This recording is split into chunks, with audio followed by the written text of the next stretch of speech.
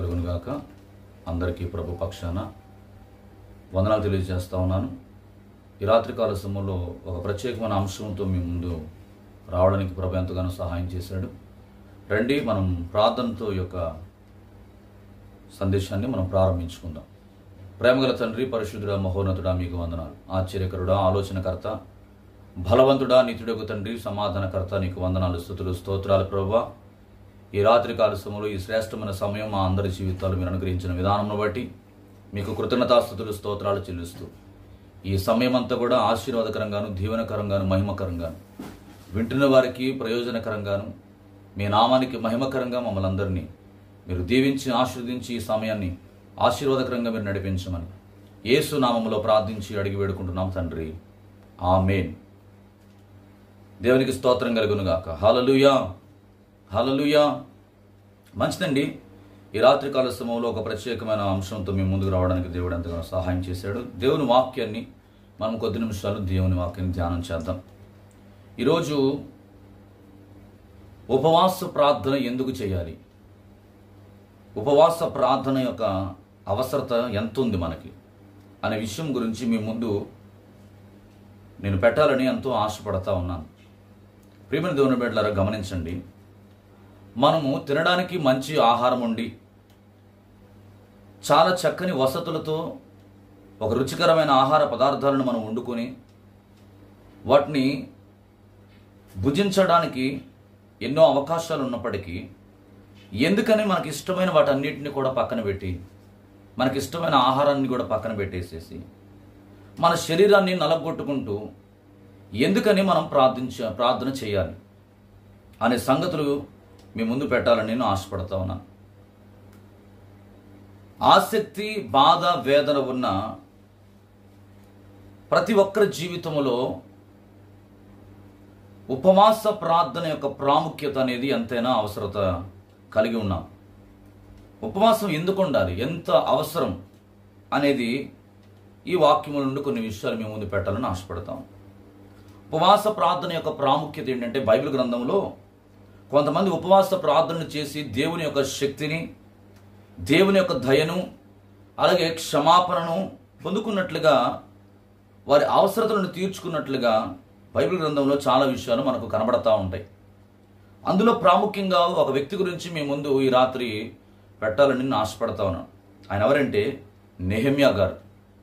నెహెమ్యా యొక్క ఉపవాస ప్రార్థన ఎంత బలమైనది, ఎంత శక్తివంతమైంది.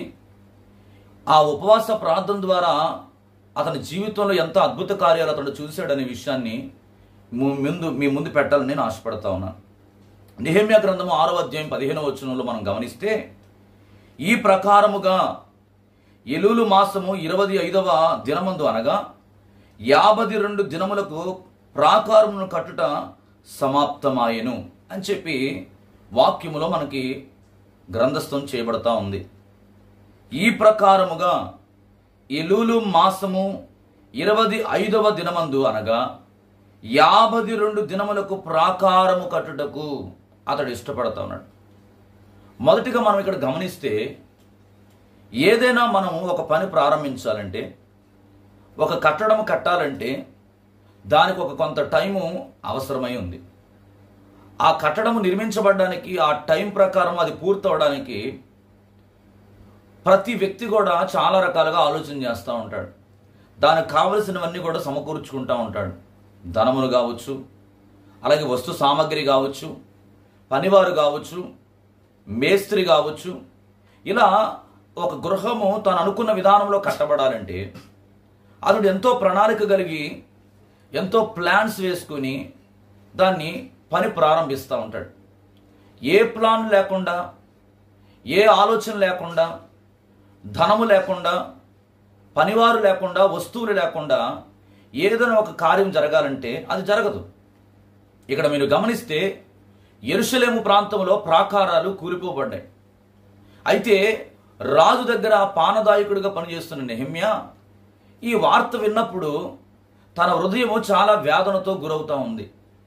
చాలా కన్నీటితో తన హృదయం నింపబడిన పరిస్థితి అక్కడ కనబడతా ఉంది. అయితే తాను ఆ ప్రాకారమును తిరిగి కట్టడం కోసం దేవుని దగ్గర ఒక నిబంధన చేసుకుంటా ఉన్నాడు. ఎలాగైనా కూడా పడిపోయిన ప్రాకారమును తిరిగి కట్టాలి. కట్టడానికి తనకున్న శక్తి సామర్థ్యాలతోనూ లేక తనకున్న హోదాను బట్టి, తనకున్న ప్రఖ్యాతిని బట్టి, తనకున్న తెలివితేటలను బట్టి, ధనమును బట్టి కట్టొచ్చు. కానీ నెహెమ్యా గారు ఇక్కడ ఆలోచన చేస్తూ ఉన్నారు ఏంటంటే, దేవుని దగ్గర ప్రార్థన చేయాలి, దేవుని సహాయమును పొందుకోవాలి.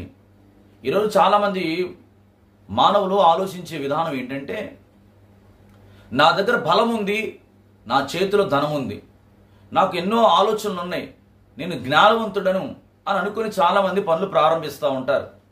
కానీ ఒక్కోసారి నీ జ్ఞానము, నీ ధనము, నీ బలము, నీవు చేయబోయే ప్రతి పనిని అది నీవు ముగించుకోకపోవచ్చు.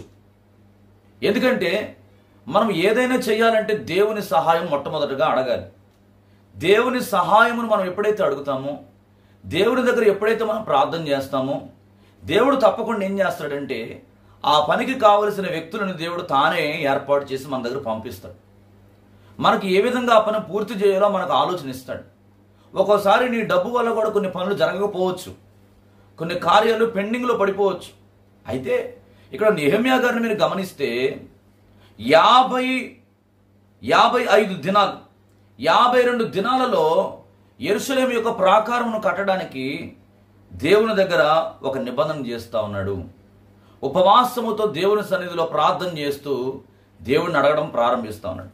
మీరు 4వ అధ్యాయము మొదటి 2 వచనాలు అక్కడ చదివితే, 4వ అధ్యాయము మొదటి 2 వచనంలో, మేము గోడ కట్టుచున్న సమాచారం విని సల్బల్లాటు మిగుల కోపగించి రౌద్రుడై యూదులను ఎగతాళి చేసి సోమరోను దండువారి ఎదుటను తన స్నేహితుల ఎదుటను ఇట్లనేను, దుర్భరులైన ఈ యూదులు ఏమి చేయగలుదురు?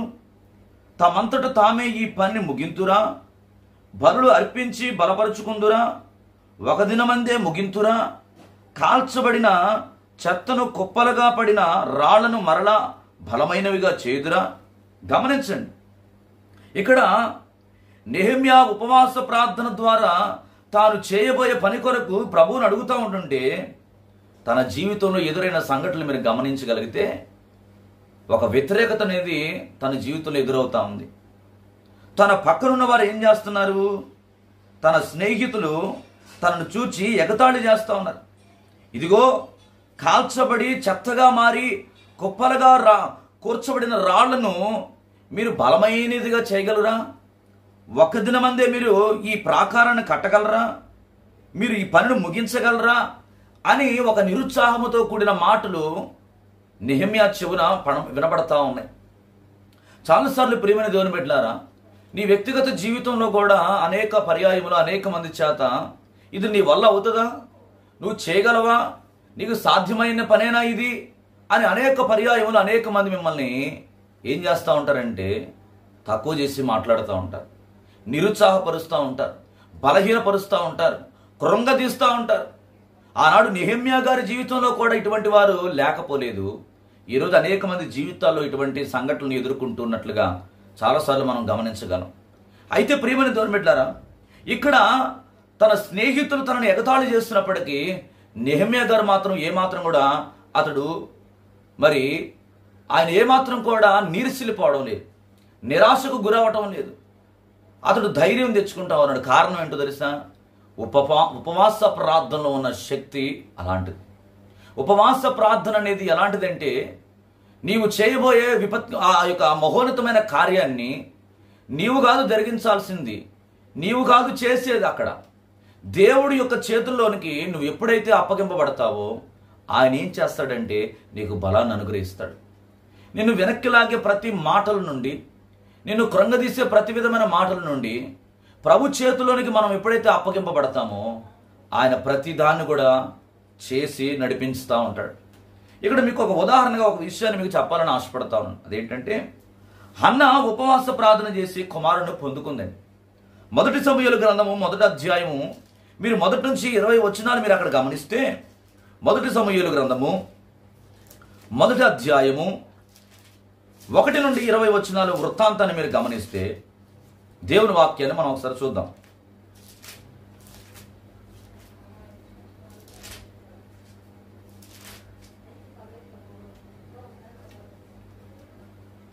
దేవునికి స్తోత్రం కలుగును గాక. హల్లెలూయా. ఇక్కడ మీరు గమనించండి ప్రియమైన దేవుని బిడ్డలారా, ఎల్కానా అలాగే హన్నా, ఇక్కడ ఈ 1వ అధ్యాయము మీరు మొదటి వచనాన్ని గమనిస్తే, ఎల్కానా అతడు ఎఫ్రాయిమీయుడైన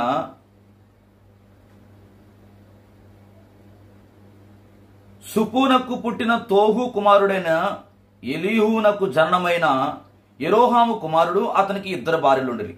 వీరిలో ఒకదాని పేరు హన్నా, రెండవ దాని పేరు పెనిన్నా. పెనిన్నాకు పిల్లలు కలిగిరి గాని హన్నాకు పిల్లలు లేకపోయారు.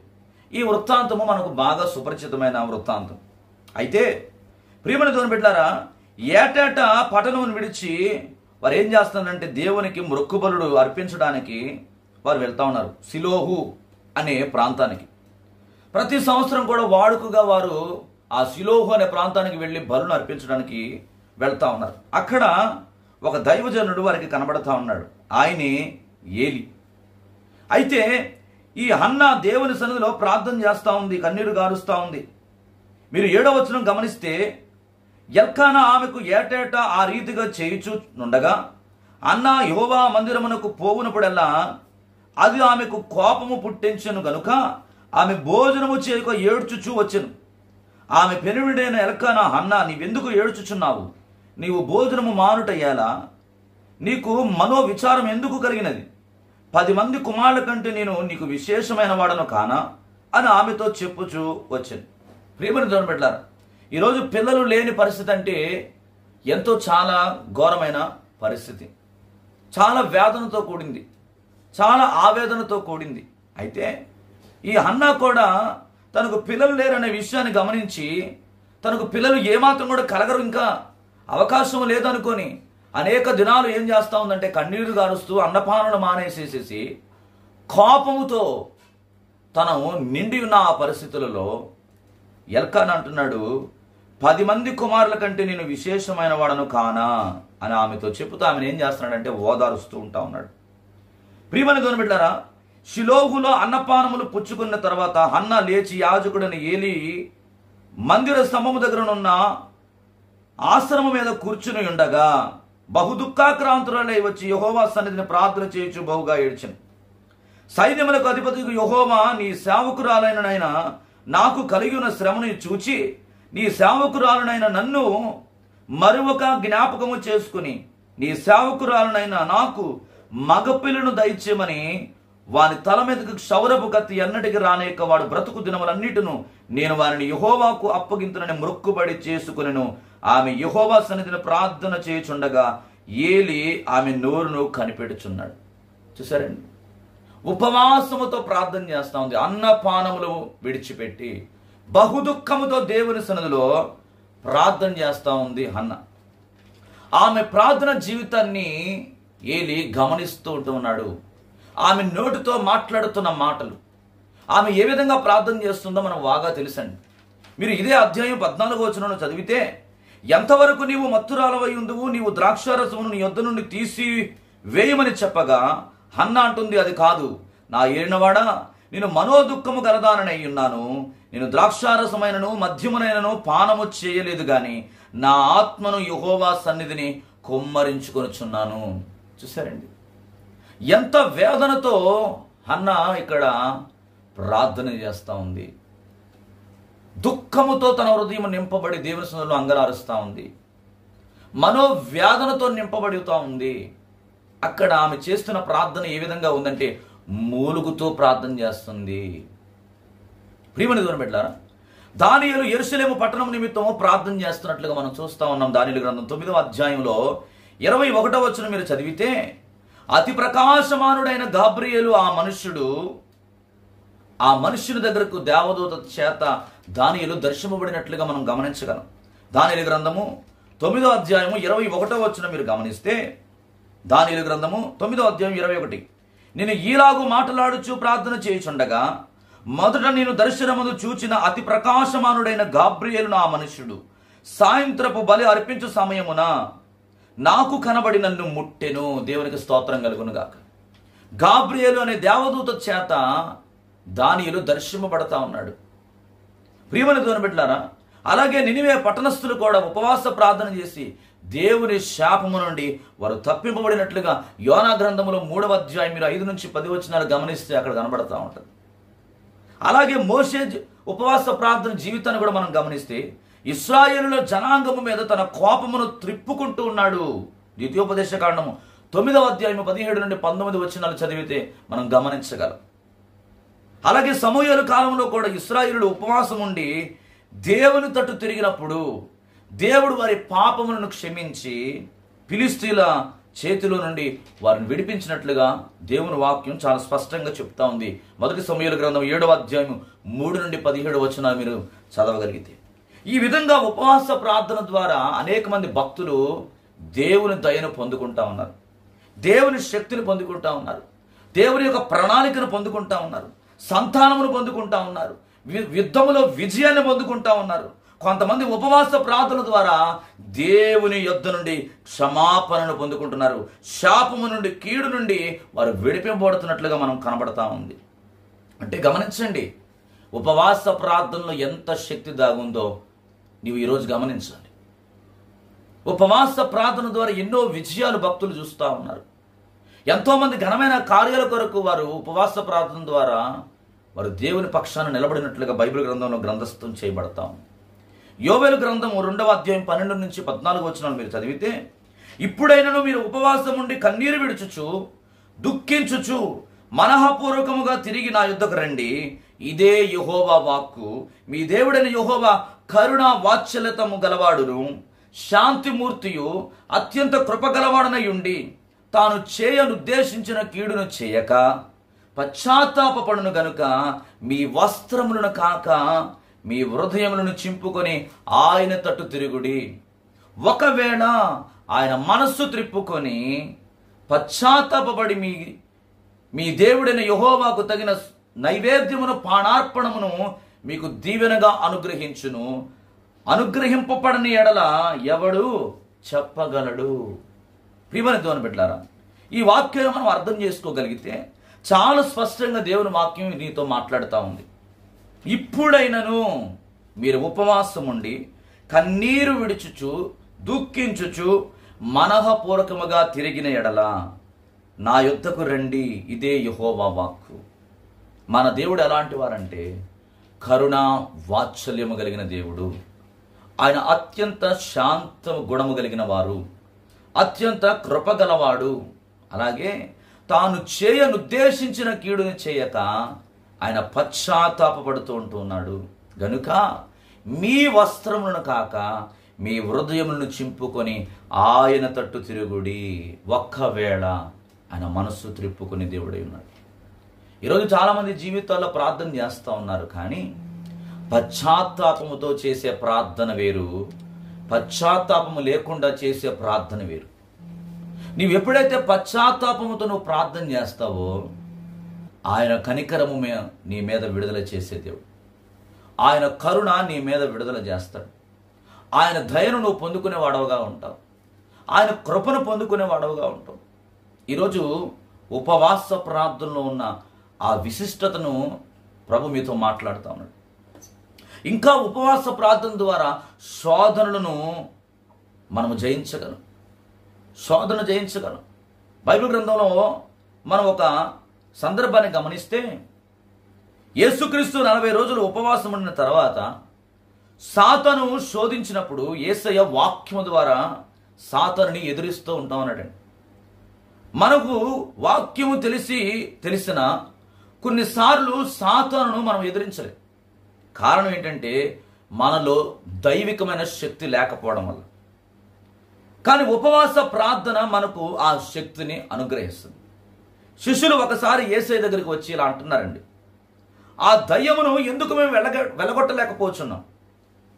ఎందుకని మేము ప్రార్థన చేస్తూ ఉంటుంటే ఆ దయ్యము విడిచి ఆ వ్యక్తిని పోవట్లేదు అని చెప్పి ప్రభు దగ్గరికి వచ్చి వారు ప్రభుని అడుగుతా ఉన్నారండి. మార్కు సువార్త 9వ అధ్యాయం 29వ వచనం మీరు చదివితే, అందుకు ఆయన ప్రార్థన వలననే, అనగా ప్రాచీన ప్రతులలో దీని గురించి రాయబడిన మాట ఏంటంటే ఉపవాసము వలననే అని చెప్పి మనకు అక్కడ మాట కనబడతా ఉంది. మరి దేని వలనైనను ఈ విధమైనది వదిలిపోవుట అసాధ్యమని వారితో చెప్పాను. అవును, ఉపవాస ప్రార్థన మనకు సాతాను యొక్క దాడి నుండి, దుర్మార్గతల నుండి ఎదుర్కొనే శక్తి ఎక్కడయ్యా మనకు దొరుకుతుందంటే ఉపవాస ప్రార్థనలోనే మనం పొందుకోగలం. ఉపవాస ప్రార్థన ద్వారా తప్ప నీవు దేని ద్వారా కూడా నువ్వు జయించలేవు. ఈరోజు చాలామంది అనేకమైన బంధకాల్లో చిక్కుకొని కనబడతా ఉన్నారు. అనేకమైన రోగాల చేత వారు బాధింపబడతా ఉన్నారు. కుటుంబాల్లో నెమ్మది లేని పరిస్థితి కనబడతా ఉంది. ఏది తలపెట్టినా కూడా అది జరగని పరిస్థితి కనబడతా ఉంది. అయితే నా ప్రియమైన దేవుని బిడ్డ, ఈ రాత్రి నువ్వు చింతపడాల్సిన అవసరం లేదు, నువ్వు కృంగిపోవలసిన అవసరం లేదు, నువ్వు బాధపడాల్సిన అవసరం లేదు. కానీ నీకు ఒక ధైర్యాన్ని ఇచ్చే ఒక అద్భుతకరమైన మాట దేవుడు నీతో మాట్లాడుతున్నాడు. అదేంటంటే ఉపవాస ప్రార్థన. ఉపవాస ప్రార్థన ద్వారా యేసు ప్రభు వారు సాతాను యొక్క శోధన నుండి ఆయన జయించగలిగాడు. అపోస్తల కార్యం 1వ అధ్యాయం 8వ వచనంలో మీరు గమనిస్తే, ఆయనను పరిశుద్ధాత్మ మీ మీదకి వచ్చినప్పుడు మీరు శక్తి నొందెదరు గనుక మీరు యెరూషలేములోను యూదయ సమరయ దేశముల యందంతటను బూది గంతముల వరకు నాకు సాక్షులయుందురని వారితో చెప్పిన. గనుక మనం ఉపవాస ప్రార్థన రెండో అనుభవం ఏంటంటే పరిశుద్ధాత్మ యొక్క శక్తిని మనం పొందుకుంటామండి. పరిశుద్ధాత్మ శక్తి మనల్ని ఏం చేస్తుందంటే ఆ ప్రతి పరిస్థితి నుండి, ఆ బలహీనమైన పరిస్థితి నుండి, ఆ కృంగుదల నుండి ఆ పరిశుద్ధాత్మ శక్తి నిన్నేం చేస్తుందంటే బలవంతుడిగా మారుస్తుంది, శక్తివంతుడిగా నిన్ను మారుస్తుంది. ప్రతి సమస్యను కూడా అవలీలగా జయించడానికి ఆ పరిశుద్ధాత్మ దేవుడు నీకేం చేస్తాడంటే సహాయము చేస్తాడు. దేవునికి స్తోత్రం కలుగును గాక. హల్లెలూయా. లూకాసు సువార్త 11వ అధ్యాయం 13వ వచనం మీరు గమనిస్తే, పరలోకమందున మీ తండ్రి తను అడుగు వారికి పరిశుద్ధాత్మను ఎంతో నిశ్చయముగా అనుగ్రహించును. పరిశుద్ధాత్మను మనం పొందుకునే వారిగా ఉండాలండి. పరిశుద్ధాత్మను ఎప్పుడైతే మనం అడుగుతామో ఆయన ధారాళముగా దయచేసే దేవుడై ఉన్నాడు. దేవునికి స్తోత్రం కలుగును గాక. పరిశుద్ధాత్మలో మనం నింపబడాలి. పరిశుద్ధాత్మ చేత మనం నడిపింపబడాలి. పరిశుద్ధాత్మ చేత ఎప్పటికప్పుడు మనలో ఉన్న ఆత్మను మనం ఏం చేయాలంటే ఉజ్జీవపరచుకోవడానికి ఉపవాస ప్రార్థన అనేది చాలా అవసరమై ఉన్నది. దేవునికి స్తోత్రం కలుగును గాక. నీలో పరిశుద్ధాత్మ దేవుని కార్యాలు జరగాలంటే నీవు సాదా సీదాగా నువ్వు ప్రార్థన చేయడం కానే కాదు, కానీ ఉపవాస ప్రార్థన అనేది నీ జీవితానికి చాలా అవసరమైనది. నిన్ను ఆత్మపూర్ణుడిగా అది మారుస్తుంది, నిన్ను శక్తివంతునిగా అది మారుస్తుంది. ఎఫెసీ పత్రికలు అంటాడు 5:18లో, మరియు మద్యముతో మత్తులై ఉండకుడి, దానిలో దుర్వ్యాపారము కలదు, అయితే ఆత్మపూర్ణులై ఉండుడి. దేవునికి స్తోత్రం కలుగును గాక. అపోస్తలుడైన పౌలు గారు ఎఫెసీ సంఘముతో మాట్లాడుతూ ఏమని చెప్తున్నాడంటే, మద్యముతో మీరు మత్తులై ఉండొద్దు, దానిలో దుర్వ్యాపారము కలదు, అయితే ఆత్మపూర్ణులై ఉండుడి. ఆత్మపూర్ణులుగా మనం ఎప్పుడు ఉండగలం? శరీరాన్ని గురించి, శరీర అవసరాల గురించి ఆలోచించడం మానివేసినప్పుడే మనము ఆత్మపూర్ణులుగా మనం మార్చబడగలమండి. ఆత్మీయ ఎదుగుదల కొరకు, అంతరంగ పురుషుని బలము కొరకు ఉపవాసం ఉండి దేవుని దగ్గర మనం ప్రార్థన చేస్తున్నప్పుడు పరిశుద్ధాత్మ దేవుడు మన మీదకి వచ్చినప్పుడు ఆత్మపూర్ణులుగా మనం మార్చబడగలుగుతాం. అప్పుడు ఈ శరీర సంబంధమైన ఆలోచనలు ఏవి రావు. నాకు ఈ కష్టం ఉంది, నాకు ఈ బాధ ఉంది, నాకు ఈ సమస్య ఉంది అని చెప్పి ఈ లోక సంబంధమైన విషయాలు నీకు చింత అనేది ఉండదు. ఎందుకనంటే పరిశుద్ధాత్మ దేవుని ఆధీనంలోనికి మనం ఎప్పుడైతే వెళ్తామో, దేవుని ఆత్మ మన మీదకి ఎప్పుడైతే వస్తుందో, పరిశుద్ధాత్మ దేవుడు మనలో ఉన్నప్పుడు, పరిశుద్ధాత్మ శక్తిని మనం పొందుకున్నప్పుడు ఆ పరిశుద్ధాత్మ శక్తి చేతనే మనం నడిపించబడతాం తప్ప శరీరము ద్వారా మనం ఎప్పుడు కూడా నడిపించబడం. శరీరము ద్వారా నడిపించబడినప్పుడు శరీరం ఏమంటదంటే, ఇదిగో నువ్వు బలహీనంగా ఉన్నావు, నువ్వు ఫలానా సమస్యలో ఉన్నావు, ఈ శోధన గుండా వెళ్తా ఉన్నావు, ఎందుకు ప్రార్థన చేస్తావు, ఇదిగో ప్రార్థన చేస్తున్నావు కానీ ఏం ఫలితం దొరకట్లేదు కదా నీకు, కనుక నువ్వు ప్రార్థన చేయకు అని చెప్పి శరీరం నిన్ను ఏం చేస్తుందంటే పడుకోబెడుతుంది, నిన్ను పక్కకు తీసుకువెళ్ళిపోద్ది. ప్రార్థన చేయనివ్వకుండా ఏదో పని మీద నిన్ను మరలుస్తుంది, నీ ఆలోచనలు మరలుస్తుంది. కనుక విశ్వాసులుగా దేవుని నమ్మిన మనము దేవుని సన్నిధిలో మనం ఎప్పుడు కూడా ఆత్మీయ ఎదుగుదల కొరకు అంతరంగ పురుషుడు, మనలో ఉన్న ఆత్మ బలపరచబడాలంటే, మనలో ఉన్న ఆత్మ ఉజ్జీవింపబడాలంటే, మనలో ఉన్న ఆత్మ రగిలింపబడాలంటే ఉపవాస ప్రార్థన ద్వారా తప్ప మరొక దాని ద్వారా మనం ఇప్పుడు కూడా ఆత్మపూర్ణులుగా మార్చబడలేము. దేవునికి స్తోత్రం కలుగును గాక. అపోస్తుల కార్యము 13వ అధ్యాయం 2వ వచనం చదివితే, వారు ప్రభువును సేవించుచు ఉపవాసము చేయుచుండగా పరిశుద్ధాత్మను, నేను బర్నబాను సౌలుడు పిలిచిన పని కొరకు వారిని నాకు ప్రత్యేకపరచుడని వారితో చెప్పాను. ఇంకా ఉపవాస ప్రార్థనలో ఉన్న గొప్ప అద్భుతమైన కార్యం ఏంటంటే, శరీర క్రియలను జయింపజేసి పరిశుద్ధ జీవితం జీవించడానికి సహాయపడతా ఉంది. పౌలు భక్తుడు కూడా అంటా ఉన్నాడు 1 కొరింథీ 9:27లో, గాలిని కొట్టినట్టు నేను పోట్లాడుట లేదు కానీ ఒకవేళ ఇతరులకు ప్రకటించిన తర్వాత నేనే భ్రష్టుడనైపోదునేమో అని నా శరీరమును నలుగుగొట్టి దానిని లోపరుచుకొనుచున్నానని చెప్పి తన పత్రికలో రాస్తా ఉన్నాడు. అవునండి, శరీరాన్ని నలగగొట్టుకోవడం అంటే శరీర కోరికలకు లోపడకుండా ఆత్మచేత మనము నియంత్రించబడమే. దేవునికి స్తోత్రం కలుగును గాక. దానికి ఉపవాస ప్రార్థన అనేది అనుగుణంగా కనబడతా ఉంది.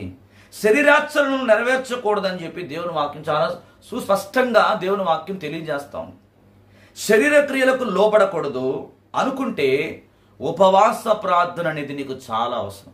ఎప్పుడైతే నువ్వు ఉపవాస ప్రార్థన చేస్తావో శరీర కార్యాలు ఏవి కూడా నువ్వు చేయకుండా ఆ పరిశుద్ధాత్మ దేవుడు నీకేంటంటే సహాయం చేస్తాడు. దేవునికి స్తోత్రం కలుగునుగా. ఈరోజు గమనించండి, గలతీ రాసిన పత్రికలో ఒకసారి మనం 5వ అధ్యాయం 16 నుండి 21వ వచనం వరకు మనం గమనించగలిగితే, గలతీ రాసిన పత్రిక 5వ అధ్యాయము 16 నుండి 21వ వచనంలో అంటాడు,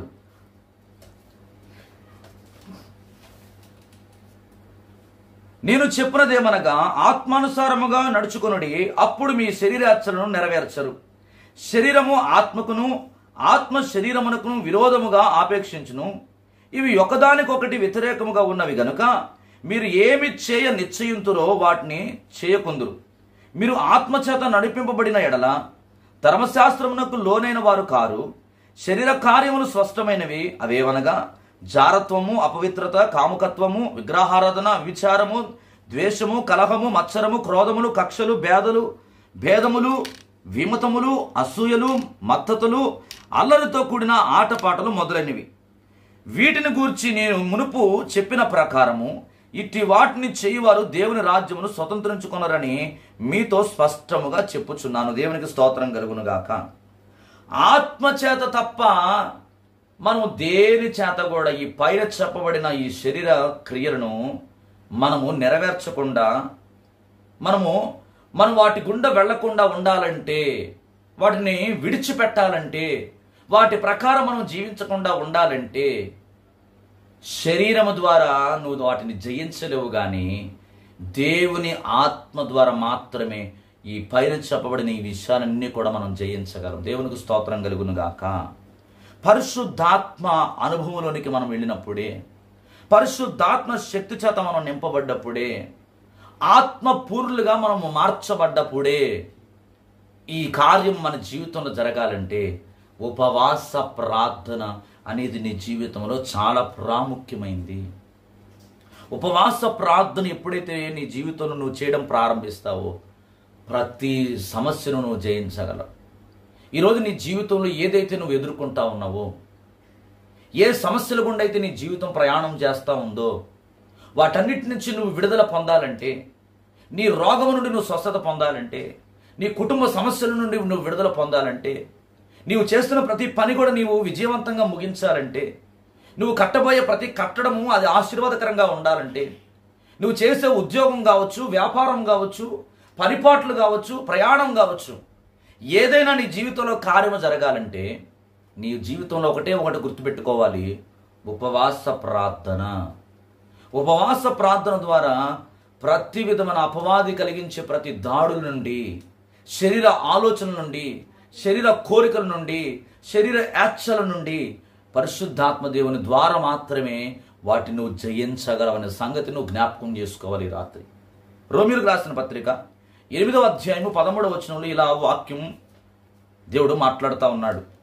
రోమాపత్రిక 8వ అధ్యాయము 13వ వచనం మీరు గమనిస్తే చూద్దాం ఒకసారి. మీరు శరీరానుసారముగా ప్రవర్తించిన ఎడల చావవలసిన వారై యుందురు గాని ఆత్మచేత శరీర క్రియలను చంపినడలా జీవించదురు. దేవునికి స్తోత్రం కలుగును గాక. ఆత్మ బలము పొందుకున్నప్పుడే శరీర క్రియలను మనం చంపగలం. ఆ ఆత్మబలం ఎక్కడయ్యా మనకు దొరుకుతుందంటే, ఎలా మనం పొందుకోగలమంటే కేవలము ఉపవాస ప్రార్థన ద్వారా ఆత్మ బలమును మనం పొందుకోగలం. ఈ విధంగా ఉపవాస ప్రార్థన శరీరాచలను చంపి పరిశుద్ధ జీవితము జీవించడానికిని, ఆత్మ బలమును పొందుకోవడానికిని, దురాత్మ శక్తులను ఎదిరించడానికిని, విశ్వాస అభివృద్ధికి, పరిశుద్ధాత్మను నడిపింపు కొరకు, నీ బలహీనతల నుండి విడుదల కొరకు, ఆత్మల రక్షణ కొరకు, సంఘము ఉజ్జీవింపబడటం కోసం, నీ అవసరతలను తీర్చుకోవడం కోసం తప్పనిసరిగా నీవు ఉపవాస ప్రార్థన చేయడం అనేది ఎంతో నీకు ఆశీర్వాదకరం, ఎంతో దీవెనకరం.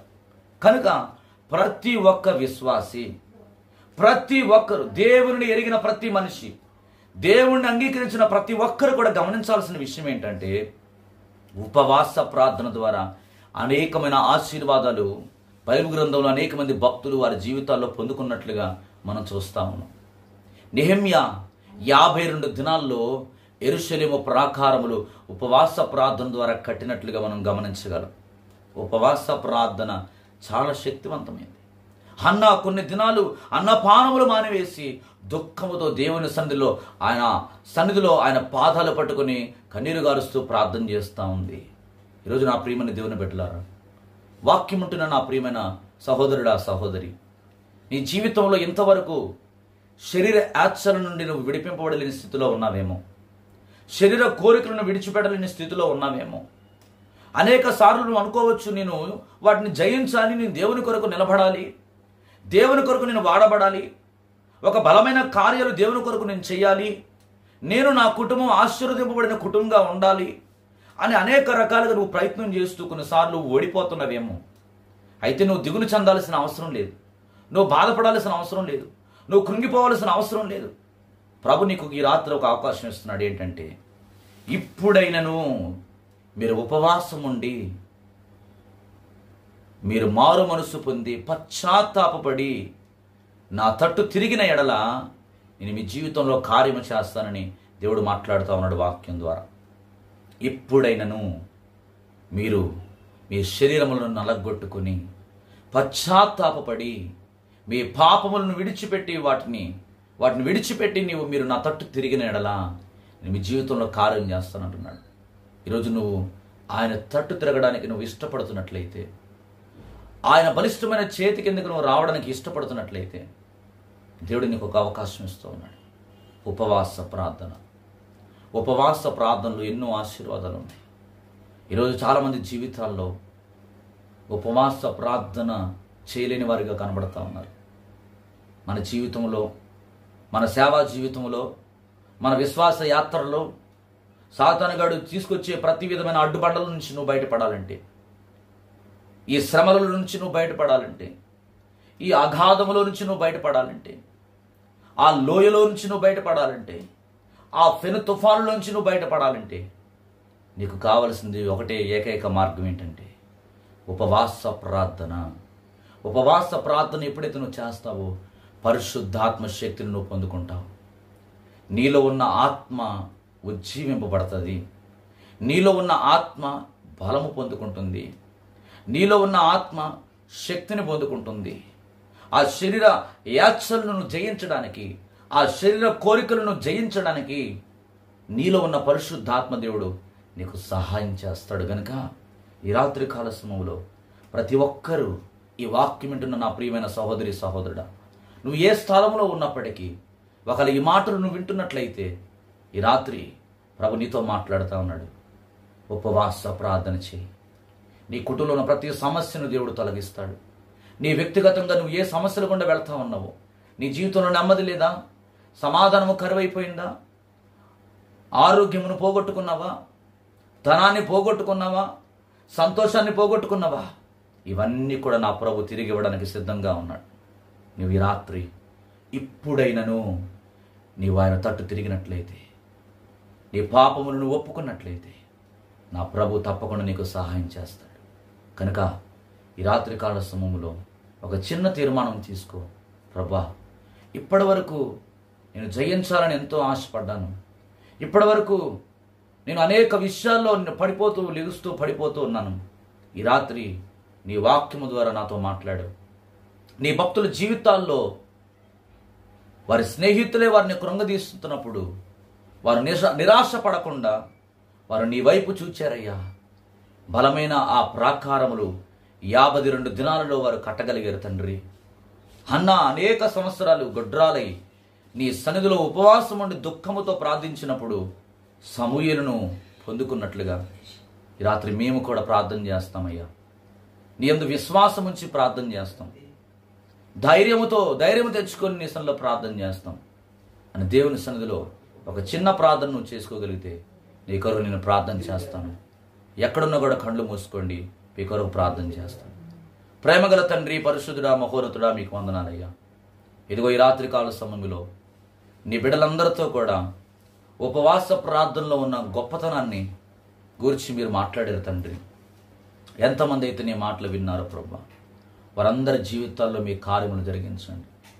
ఇదిగో నాయన, వారు ఏ విషయాల్లో నాయన ప్రభా తండ్రి జయించలేకపోతున్నారు, ఏ విషయాల్లో వారు కృంగిపోతా ఉన్నారు, ఏ విషయాల్లో వారు నిరాశకు గురవుతా ఉన్నారు, ఆ ప్రతి విషయంలో తండ్రి ఈ రాత్రి నీ చేతులకు వారిని అప్పగిస్తున్నాను.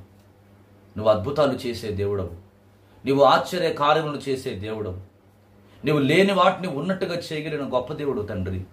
ఇదిగో నాయన, ఈ రాత్రి నాయన ప్రభా, ఎవరైతే శారీరకంగా బలహీనంగా ఉంటా ఉన్నారో, శరీర కోరికలను విడిచిపెట్టలేని స్థితిలో ఎవరైతే ఉన్నారో ప్రభా, అటువంటి వారందరికీ నీ కృపను దయచేయండి. నీ ఆత్మ చేత వారిని నింపండి. ఆనాడు అయ్యా తండ్రి యోహాను గారి చేత నువ్వు బాప్తిసము పొంది 40 పగళ్ళు 40 రాత్రులు అరణ్యములోనికి వెళ్ళి ప్రభా ఉపవాసం ఉండి ప్రార్థన చేసి అయ్యా అపవాది శోధింపబడినప్పుడు తండ్రి, ఇదిగో వాక్యము ద్వారా అపవాదిని నువ్వు జయించినట్లుగా నీ వాక్యములో మేము గమనిస్తూ ఉన్నాము తండ్రి. ఇదిగో ఆనాడు హన్నా తండ్రి పిల్లలు లేని గొడ్రాలుగా ఉంటున్నప్పుడు, అనేక మంది చేత ఆమె అవమానపరచబడుతున్నప్పుడు, గేలి చేయబడుతున్నప్పుడు, అయ్యా తండ్రి నీ సన్నిధిలో కొన్ని దినాలు దుఃఖముతో అన్నపానములను మాని నీ సన్నిధిలో మొరపెట్టినప్పుడు ఇదిగో నువ్వు అద్భుత కార్యం జరిగించావు. ఆనాడు నెహెమ్యా నాయన ప్రభా యెరూషలేము ప్రాకారములు కట్టడానికి ఉపవాస ప్రార్థన చేసేట తండ్రి. 52 దినాలలో పడిపోయిన యెరూషలేము ప్రాకారాలను తిరిగి కట్టాడు నాయన. ఈరోజు ఎంతమంది అయితే ప్రభా కృంగిన స్థితిలో ఉంటా ఉన్నారు, బలహీనులుగా ఉంటా ఉన్నారు, అటువంటి వారందరినీ కూడా మీరు బలపరచండి నాయన. విన్న వాక్యము ద్వారా ఇప్పుడైనను వారు నీ తట్టు తిరిగి ఉపవాసముతోనైనా అయ్యా వారి శరీరాన్ని నల్లగొట్టుకోవడానికి, అపవాదిని జయించడానికి, ఆత్మపూర్ణులుగా వారు నింపబడడానికి, ఆత్మీయ బలమును వారు పొందుకోవడానికి నీ కృపను ప్రతి ఒక్కరికి మీరు దయచేయండి. నీ సహాయమును దయచేయండి. నీ ఆత్మ నడిపింపు వారికి దయచేయండి. ఈ రాత్రి ప్రత్యేకంగా ప్రతి ఒక్కరిని మీరు దీవించండి, ఆశీర్వదించండి నాయన. ఈ విన్న మాటలు ప్రతి ఒక్కరి జీవితంలో మీరు కార్యమును జరిగించమని ప్రార్థన చేస్తున్నాను. ప్రతి ఒక్కరిని మీరు బలపరిచి నీ కృపను ప్రతి ఒక్కరికి తోడుగా ఉంచి నడిపించమని, సమస్త మహిమ ఘనత ప్రభావం మీకు మాత్రమే ఆరోపిస్తూ యేసు నామములో ప్రార్థించి అడిగి వేడుకుంటున్నాము తండ్రి, ఆమేన్. మన పరమ తండ్రి దేవుని ప్రేమ, కుమారుడు రక్షకుడు యేసు క్రీస్తు వారి కృప, పరిశుద్ధాత్మ దేవుని నిత్యమైన సమాధానం